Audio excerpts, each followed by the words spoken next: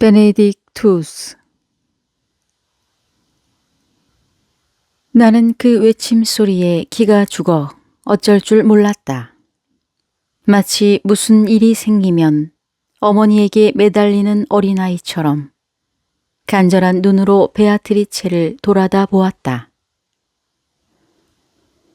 그녀는 파랗게 질려서 숨도 제대로 못 쉬는 나를 위로하며 힘을 북돋워주는 인자한 어머니처럼 말했다. 단테, 당신은 지금 천국에 머물고 있다는 사실을 잊으시면 안 됩니다.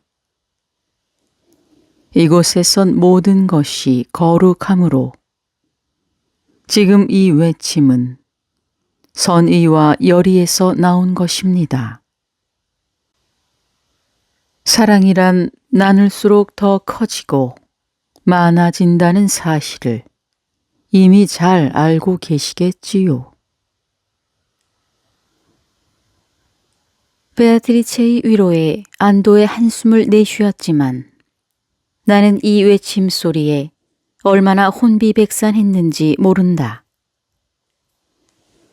만약 거기에다 하느님을 찬양하는 노래와 베아트리체의 미소까지 어우러졌다면 아마도 나는 그 충격에서 영원히 벗어나지 못했을 것이다.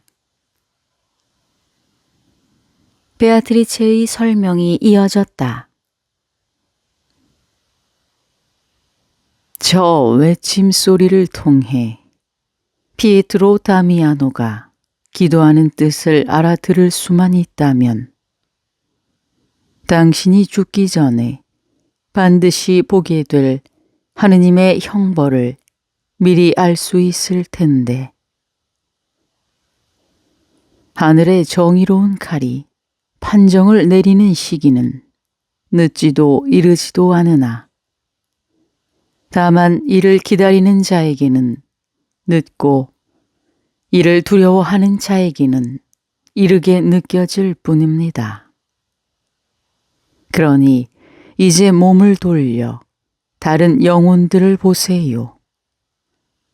아주 훌륭한 분들의 영혼을 볼 수 있을 것입니다.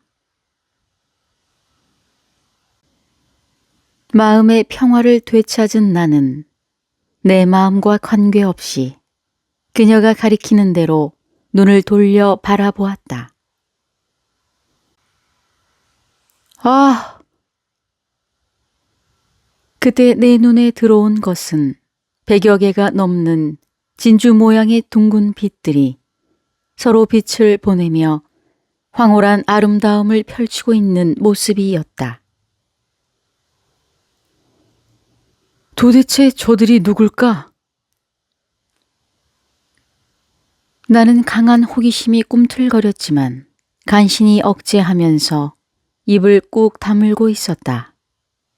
그 순간 많은 진주 모양 가운데 제일 크고 밝은 빛을 내는 영혼 하나가 내 마음을 알아차린 듯 곁으로 다가와 말을 걸었다.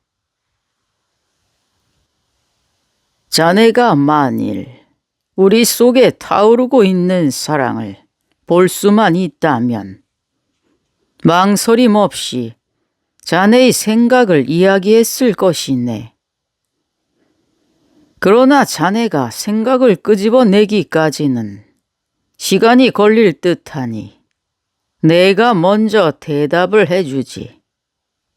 자네의 목적지까지 발걸음이 더디지 않도록. 영혼은 이미 내 심증을 훤히 꿰뚫고 있었다. 나는 경외심 반, 고마움 반으로 영혼의 말에 귀를 기울였다.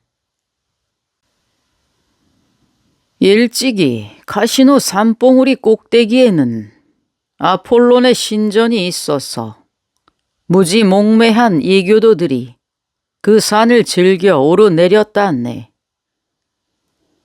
그 아폴론의 신전을 헐고 하늘의 높은 곳으로 우리를 들어 올려주신 하느님과 그의 아들 예수 그리스도를 모신 사람이 바로 나라네. 그러나 그것은 내가 잘나서 이룩된 것이 아닐세. 모두가 거룩하신 하느님의 은총이 나를 통해 세상을 속이던 이교의 우상 숭배로부터 사람들을 구할 수 있었다네. 이제 내가 누구인지 굳이 밝히지 않더라도 자네는 이미 짐작했을 테지. 나는 휘둥그레진 눈으로 영혼을 뚫어지게 바라보며 물었다. 그렇다면 당신이 바로 성 베네딕투스입니까? 그는 만족스러운 듯이 고개를 끄덕였다. 나는 성 베네딕투스의 생애와 업적에 대해 잘 알고 있었다. 베네딕투스는 480년에 나의 조국인 로마의 노르치아에서 태어났다. 오랜 세월을 로마 근교의 수비아코에 있는 동굴 속에서 가난하지만 경건한 삶을 살았다. 그러나 밝은 광채를 보자기로 덮을 수는 없는 법이다. 1년 남짓 음식을 날라다 주던 로마냐 수사가 도구가 되어 그의 성덕이 세상에 알려졌고 결국 많은 사람들이 몰려들어 스스로 제자가 되기를 원했다. 그래서 510년에 수비아코와 트리볼리 사이에 베코바로에 살던 수도자들에 의하여 수도 원장으로 추대되었던 것이다. 그 수도회, 즉 베네딕트 회의 회칙은 모든 수도회 회칙의 규범이 될 정도로 모범적이었다.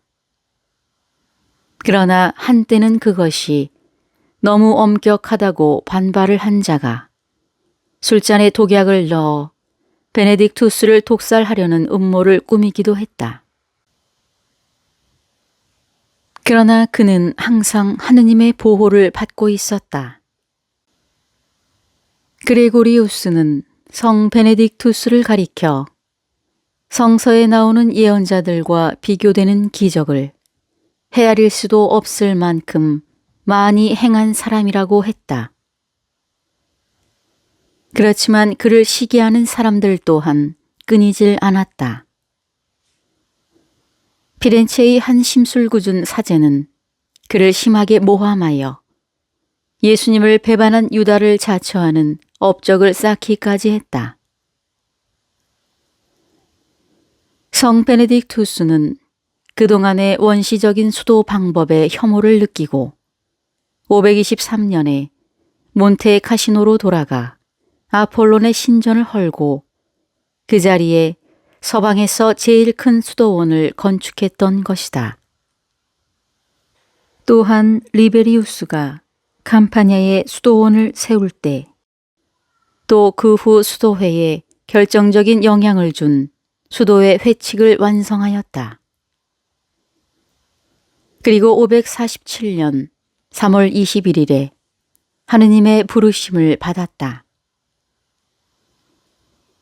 내 생각을 이미 읽은 영혼은 고개를 끄덕이더니 말했다. 자네는 나에 대해 잘 알고 있군. 지금 이곳에 있는 빛들은 모두가 묵상을 일삼는 영혼들이니 거룩한 꽃과 거룩한 열매를 얻게 하는 사랑의 열정에 불타오른 사람들이라네. 저기 보이는 이는 마카리우스, 여기 있는 이는 로무알두스, 또한 이쪽에 있는 이들은 수도원 밖으로 나가지 않고 경건한 마음으로 살았던 내 회의 형제들이지. 마카리우스는 홍해와 나일강 사이의 광야에서 은둔하며 수도하는 제자들을 500명이나 길러낸 동방수도회의 원조격인 사람이었다. 그의 스승인 성 안토니오 또한 리비아의 사막에서 엄격한 수도 생활을 하다가 391년에 생을 마감하였다. 그리고 로무알두스는 910년에 라벤나의 오네스티가에서 태어나 카말돌레 수도회를 창립하였다. 나는 영혼 앞에 공손히 고개를 숙였다. 제 앞에 먼저 나타나셔서 인자하고 세세하게 말씀해 주신 당신의 사랑과 열정에 진심으로 감사드립니다. 더불어 하느님의 평화가 더욱 크게 당신 안에 머물기를 기원합니다. 지금 당신의 빛이야말로 마치 장미를 활짝 피워주는 봄의 태양처럼 저의 마음속에 믿음을 더해 주셨습니다. 영혼은 흡족한 표정으로 나를 내려다보았다. 나는 용기를 내어 그에게 소망을 말하였다. 오, 빛이시여.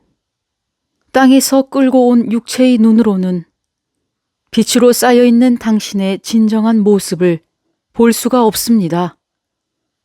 또 청하오니 저에게 은혜를 베푸시어 당신의 참모습을 볼 수 있도록 허락해 주소서. 형제여, 자네의 소망은 마지막 천국인 항성천에 오르고 나면 이루어질 것이네. 거기서는 모든 이들의 소망도 채워지고. 항성천? 그곳은 어디에 있습니까? 아무리 눈을 높이 들어봐도 끝을 볼 수가 없으니. 그곳에는 공간의 의미도 축도 없는 곳으로 우리의 황금 층계가 그 끝까지 닿아 있어 아직은 자네의 눈으로 볼 수가 없다네.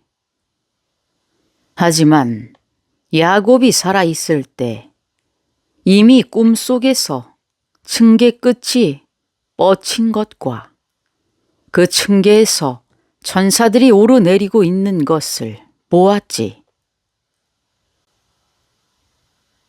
오, 은총이 충만한 야곱의 영혼이여. 나는 자신도 모르게 감탄사를 터뜨리고 말았다. 그러나 성 베네딕투스는 고개를 내저으며 상심한 표정을 지었다. 하느님의 은총은 날이 갈수록 깊어지는 법이지만 그에 비례하여 인간들의 어리석음도 끝이 없다네. 그래서 지금은 황금 층계로 오르기 위해 땅에서 발을 떼려는 자들도 없고 내가 적어 놓았던 회칙들까지 버려진 채 두터운 먼지만 쌓이고 있다네. 얼마나 안타까운 일인가. 나는 그의 말에 같이 한탄하였다. 기도하는 하느님의 집인 수도원은 지금 도둑의 소굴로 변해버렸습니다. 금수만도 못한 도둑들은 수도원 돌담 안에 들어앉아 주머니 가득 곡식과 금화를 채워놓고 있지요. 그것이 썩어 악취를 풍기는 바람에 이제는 그 근처도 가기 어려울 지경입니다. 수도자의 마음이 이토록 썩은 과일과 같을진데 높은 이자를 받고 있는 고리대금업자 따위를 그들의 입으로 어찌 하느님의 뜻에 거스른다고 말할 수 있겠는가? 하느님이 보시기에 후자보다 전자의 죄가 더욱 엄중하다는 사실을 알고나 있는 건지. 무릇 교회가 간수하는 제물은 모두 하느님의 이름으로 기도하는 가난한 사람들의 것이지, 성직자나 그의 친척들, 그리고 그 밖의 추잡한 자들의 것은 결코 아니라네. 하지만 어리석은 자들일수록 탐욕스러운 법이라 그 돈을 가로채서 자신의 배를 두드리며 사는데 쓰고 있습니다. 성 베네딕투스는 나를 아래 위로 훑어보며 말을 받았다. 사람의 육체는 간사한 의지로 뭉쳐져 있는 것이라서 저 아래 땅에서는 아무리 좋은 제도를 세워 놓는다 해도 열매를 따기까지는 사탄의 유혹을 떨치기가 어려운 법이라네. 지상에서는 선행을 하더라도 떡갈나무가 싹이 트고 도토리가 열리기까지 지탱하기가 어렵다는 말도 있지 않은가. 하지만 옛날 성 베드로를 생각해보게. 베드로는 성전 앞에서 구걸을 하던 안진뱅이를 보고 내게 금과 은은 없지만 내가 줄 수 있는 것은 이것뿐이니 나자렛 예수 그리스도의 이름으로 걸으라고 하면서 기적을 행했다네. 나는 성 베네딕투스가 베드로에 대한 얘기를 꺼낸 이유를 헤아리며 천천히 고개를 끄덕였다. 그는 계속 수도자의 자세와 교회의 타락에 대해 이야기했다. 수도자라면 누구나 다 그렇겠지만 나는 설교와 금식으로, 프란치스코는 겸손하게 평민들과 어울림으로써 그 일을 시작했다네. 이러한 교단 하나하나의 기원을 보고 그것이 어디로 어떻게 탈선했는가를 살펴보면 흰 것이 검게 된 경위도 샅샅이 알 수 있을 테지. 선한 영혼이시여, 흰 것이 검게 변한 경위를 아는 것도 중요하지만 더 중요한 것은 검은 것을 어떻게 다시 희게 만드느냐 하는 것이라고 생각합니다. 교회의 부패를 씻어내고 어리석은 수도자들을 깨우칠 수 있는 방법을 부디 제게 가르쳐 주십시오. 나의 간절한 소망에 베네딕투스는 고개를 내저었다. 자네의 소망은 거의 불가능하다고 볼 수 있네. 차라리 하느님의 언약궤를 맨 이스라엘 백성들이 강물이 말라서 여리고의 맞은편으로 건넜을 때 같은, 또 모세를 따라 홍해를 건넜던 것 같은 기적을 바라는 편이 더 수월할 걸세. 다시 말해서 지상에 있는 수도자들의 타락은 너무나 극심해서 치유가 불가능하다는 말이지. 절망적인 그의 이야기는 오랫동안 귓전에서 메아리 쳤다. 말을 마친 베네딕투스는 자신의 동료들에게로 돌아갔다. 그러더니 곧 서로가 하나 되어 회오리 바람처럼 위쪽 하늘을 향해 치솟아 올라가 버렸다. 그때 아름다움과 희망의 빛인 베아트리체가 나에게 영혼들의 뒤를 따라 층계를 오르라고 눈짓하였다. 그녀의 눈짓과 동시에 강한 힘이 나의 등을 떠미는 것이 느껴졌다. 인간 육체의 한계를 초월하여 영적인 움직임을 따를 수 있도록 나에게 힘을 북돋워 준 것이었다. 순간 나의 발이 빠르게 움직여졌다. 자연의 법칙에 따라 움직이고 있는 땅의 그 어떤 움직임도 발걸음을 떼어놓는 나의 빠른 동작과는 견줄 수가 없을 것이다.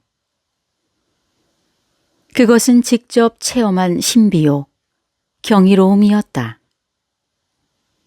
아, 그 거룩한 승리의 나라로 돌아가고 싶어라. 그 천국을 구하며 나는 자주 죄를 뉘우쳐 울면서 가슴을 치곤 했다. 금우궁을 따르고 있던 쌍자궁을 보고 내가 뛰어든 것은 불 속에 손가락을 넣었다가 빼는 순간보다 더 빠른 찰나였을 것이다. 아, 영광의 찬 별들이여. 위대한 힘을 잉태한 빛이여. 나의 시적 재능은 그것이 어떤 것이든 모두가 쌍자궁의 빛에서 연유되는 것이리라. 내가 피렌체에서 처음 땅의 냄새를 맡았을 때 모든 생명의 아버지인 태양이 당신들과 함께 떴다가 지며 몸을 숨겼다고 들었노라. 또한 하느님의 은총으로 쌍자궁이 항성천으로 들어 올려졌을 때 부족한 나 또한 영광을 누리게 되었다. 나는 지금 앞으로 남아있는 모험의 길을 무사히 순례할 수 있도록 쌍자궁 별들의 도움을 경건하게 청하고 있노라. 나의 소망을 눈치챈 베아트리체가 다정하게 말을 걸었다. 당신은 지금 영혼들이 하느님을 직관하는 마지막 구원의 길에 들어서 있습니다. 그러므로 맑고 예리한 눈을 준비하지 않으면 안 됩니다. 나는 베아트리체의 말대로 정신을 똑바로 차렸다. 한순간 번쩍이는 번개일지라도 놓치지 않고 바다 한복판의 물속처럼 깊은 진리라도 헤아릴 준비가 다 되어 있소. 그러자 베아트리체는 계속 말을 이었다. 당신이 더 이상 안으로 들어가기 전에 아래쪽을 내려다 보세요. 그러면 얼마나 많은 세계가 발밑에 놓여 있는지 알 수 있을 거예요. 당신의 마음속에 넘칠 듯한 환희의 빛을 밖으로 나타내 보이면 승리의 영혼들이 기꺼이 둥근 저 대지를 지나 당신을 맞으러 올 것입니다. 그녀의 말대로 눈을 돌려 7 천구, 저 멀리에 있는 지구를 바라보았다. 그런데 그 모양이 어찌나 작고 보잘것없게 보이던지 저절로 웃음이 나왔다. 우주에서 지구 따위는 하찮은 것에 불과하다고 주장했던 과학자들의 견해에 새삼 공감할 수 있었다. 지상 밖의 것을 생각하는 사람이야말로 참으로 지혜로운 사람이라고 부를 수 있으리라. 나는 그곳에 서서 지상에서 바라보던 달의 반대쪽 모양을 볼 수 있었다. 그곳에서 보이는 달은 지상에서 보이던 얼룩 반점 대신에 오직 맑게 빛나고 있을 뿐이었다. 우라노스와 대지의 여신 텔루스 사이에서 태어난 거인 히페리온이여. 그의 아들 태양신 헤리오스의 강렬한 빛도 정면으로 볼 수 있었다. 그리고 그 주위를 비너스 금성의 어머니 마이아와 헤르메스 수성의 어머니 디오네가 돌고 있는 것도 보였다. 또 아버지 사투르누스 토성과 아들 마르스 화성 사이에 자리 잡고 앉아 추위와 더위를 조절하고 있는 제우스 목성도 보였다. 거기서는 7개의 유성들의 크고 빠름이 정확하게 보였다. 나의 수호성 쌍자궁과 함께 하늘을 돌고 있을 때 저 지상의 구석구석에서는 사탄의 대마왕 루시퍼가 뿌린 유혹에서 벗어나지 못한 인간들이 나날이 광포해져 가고 있다. 산맥에서 강어귀까지 모든 것이 한눈에 들어왔다. 저 좁은 탈곡장이 우리들 인간을 그토록 광포하게 만들었구나. 나는 너무나 마음 아픈 나머지 고개를 돌리고 말았다. 그리고 땅을 내려다 보느라 흐려진 눈을 다시 맑게 한 다음 용기를 내어 베아트리체의 아름다운 눈을 똑바로 바라보았다.